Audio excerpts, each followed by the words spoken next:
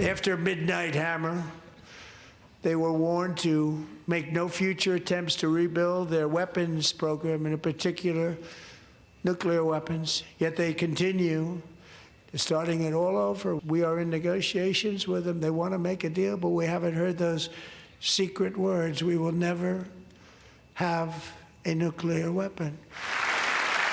My preference is to solve this problem through diplomacy. But one thing is certain, I will never allow the world's #1 sponsor of terror, which they are by far, to have a nuclear weapon. Can't let that happen. And no nation should ever doubt America's resolve. President Trump there addressing Iran's nuclear threat at the State of the Union speech this week. Nuclear talks are underway right now in Geneva. Special Envoy Steve Witkoff leading the American delegation. President Trump still considering military action as the U.S. builds up its assets in the region. The Treasury hit Iran with new sanctions last night, targeting individuals, companies, and ships accused of enabling the country's oil sales and ballistic missile capabilities. Joining me right now is the leader of the Iranian Democratic Opposition, the former Crown Prince of Iran, Reza Pahlavi. Your Royal Highness, thank you very much for joining us this morning. Good to see you. Let me kick it off right there and get your take on the sanctions that were put in place last night. Are the sanctions working against the Iranian regime? Good morning, Maria. As we have often discussed this matter with you, one of the elements that brings more pressure on the regime are indeed anything that will make them less capable of having revenue that funds their war machine or their repressive apparatus or whatever they've done throughout decades of funding their proxies and fomenting radicalism and terrorism in the region. Clearly, the regime that is on its last leg and about to collapse would be even more challenged as a result of economic sanctions, and it would precipitate its downfall, which is exactly what we hope happens as a nation that is ready to revolt and liberate itself from this occupying force. So you think then that putting these sanctions is just applying more pressure and it's a positive? It is a positive, as you recall many times the discussion that I have brought to the table in terms of how the world can be of help to the Iranian people who want to liberate themselves from this regime. One is a campaign of maximum support for the people, parallel to maximum pressure on the regime. Now, the combination of these two external factors will lead to an element that is very critical for the transition, which is maximum defections from the regime elements to the people. This is part of our scenario of change and transition because it will minimize resistance. It will stabilize the country sooner rather than later. It will offer a scenario of an exit strategy for people who want out of this regime and don't want to sink with this sinking ship. And this will therefore make our job easier post-regime collapse to manage the transition. I'm talking specifically about the military and paramilitary forces as well as the civil bureaucracy, so we don't have a repeat of post-Saddam Hussein de-Baathification, which is very much on our mind. Yeah, and I want to talk about that because I want to get your take on how Iran is getting support. I mean, is it China? But let me stay here for a moment on the domestic issues because you are also launching a special project to encourage economic prosperity for a free Iran. Now, whether or not we get a free Iran anytime soon is another question. But of course, the economic benefits of the free Iran are deep and long. Tell us about your vision for the economy once perhaps that could occur. Well, the Iran Prosperity Project is a very a complex plan that covers several phases for Iran's redevelopment coming back on track. The first phase is focused on the immediate. What do we need to do in the first 100 days post-regime collapse? But from a point of view of the average American standing out there looking at a different picture of a different Iran and what it would mean to U.S. interests beyond national security in terms of economic opportunities.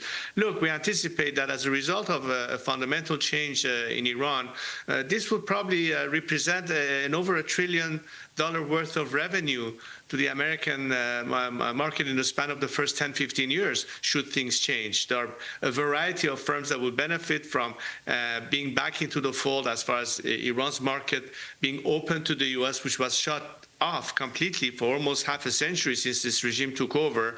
And there are a lot of Iranian Americans that are representative of various companies from Silicon Valley to other places who are willing to immediately step in and invest billions of dollars into the Iranian economy. And all of that would bring about a very prosperous future for the Iranian people, but also, I think, in the best interest of America.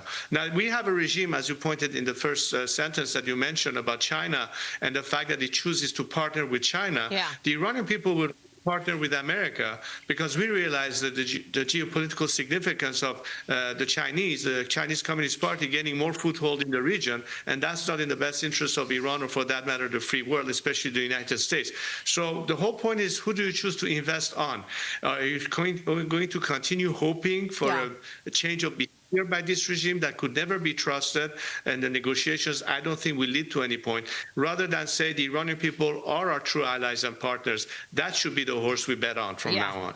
Understood. And you're talking about, visions of what, $1 trillion in revenue for American companies over a decade, replacing Iran's aging aviation fleet and modernizing the energy sector, opening up a market of 90 million educated consumers. It sounds wonderful. But the reality of the situation today is that President Trump just noted that Iran is killing protesters. And he mentioned it in the State of the Union the other night that Iran leadership has killed a reported 32,000 people just in the last couple of weeks in the recent anti-regime protests. Tehran is pushing back. They're accusing the president of, quote, big lies over the number of deaths and Iran's nuclear program.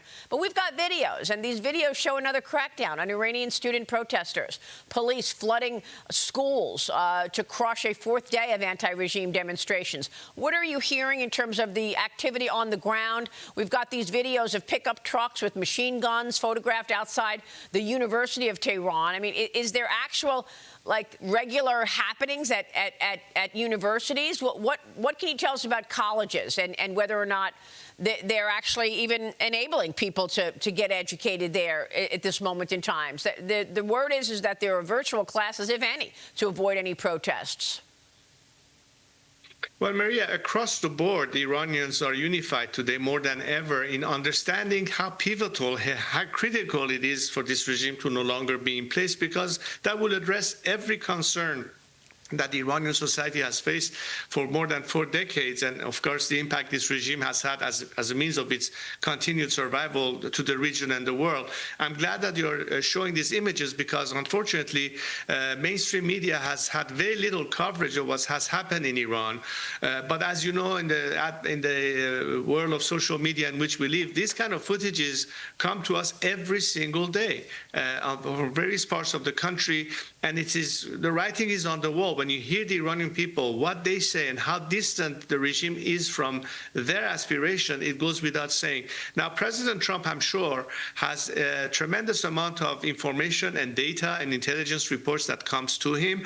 I'm sure he's very well aware of the situation on the grounds in Iran. Yeah. We all understand that he had to exhaust every avenue of diplomacy as a last resort, the regime to come back. But as I told you, I doubt that this regime will ever come clean. It has always been disingenuous and dishonest. It's just trying to buy time, riding the storm until President Trump is no longer in office, which is typically the way they behave. Yeah. That's what we keep saying. This regime is not to be trusted. Instead, be assured that once Iran is liberated, Iran will be committed to make sure that the world is comfortable and confident of our intentions, our transparency, our dedication to reverse this process that the regime has done, put an end to extremism, radicalism, terrorism, dubious nuclear program, dismantle a military weapon, the military program, be transparent versus IAEA. I mean, the whole difference is the Iranian people are committed to that. I'm here to represent as their voice to you and tell President Trump and everybody else in the free world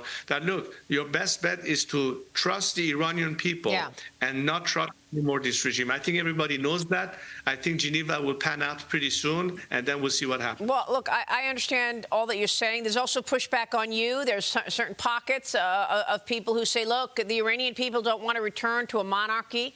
You know, they're saying, we don't know. I mean, you have been the face of this pushback on this brutal regime, no doubt about it. But, you know, what do you want to say to those people who perhaps are questioning?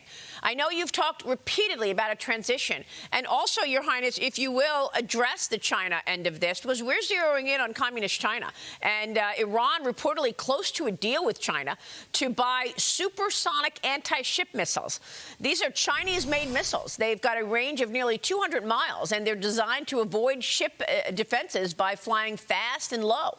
The missiles would significantly boost Iran's firepower and striking capabilities, especially against U.S. forces building in the region. And we're also worried that China is giving Iran information in terms of where specifically U.S. assets are. So you've got all of that coming at you. Well, reason more, Maria, to just push the regime over the cliff because it's on its way down and not throw it yet again another lifeline. This has been on arguments for decades, but this is a moment in time where the circumstances are the most favorable for this to happen. It's not just the relationship that Iran is now trying to establish with China. I mean, they've done it with North Korea. They're supplying drones to the Russians in their conflict with the Ukraine. I mean, every way you look at it, this regime has always been up to no good as it relates to stability in the region and elsewhere. So another reason why the best solution to put an end to all these concerns is for this regime to no longer be there. But let me go to the first question you asked about the transition and my role and how do I see the future. This is not about monarchy or republic. It's about secular democracy. And in fact, I've always offered to lead the transition in a context of allowing free and fair elections to determine the future of Iran. The Iranian people, we have multiple opportunities to weigh in on the subject, hear the debates in a Constitutional Assembly that would propose what the ultimate form could be, and it's all going to be by means of direct vote by the people in ratifying the propositions and in a referendum. At the end of this process, once the Iranian people have decided the future form of their governance in terms of a secular democratic system, it could be a parliamentary monarchy, it could be a republic. Republics may have different forms. All of this needs to be debated. And at the very end, once the project is ratified by referendum, there will be the elections of the first parliament of this new democracy and the first government of this new democracy, at which point the transitional government would dissolve itself and hand over power to the elected representative of the people. And that's the end of this process of transition that at this point I've stepped in to lead. With the help of Iranian that are representative of different viewpoints, by the way. I'm not supported just by monarchies.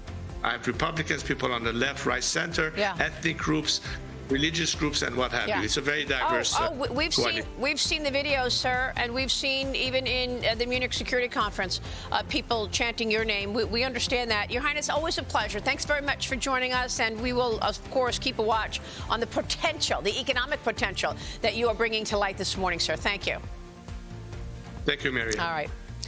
Prince Reza Pahlavi. We'll be right back. Stay with us.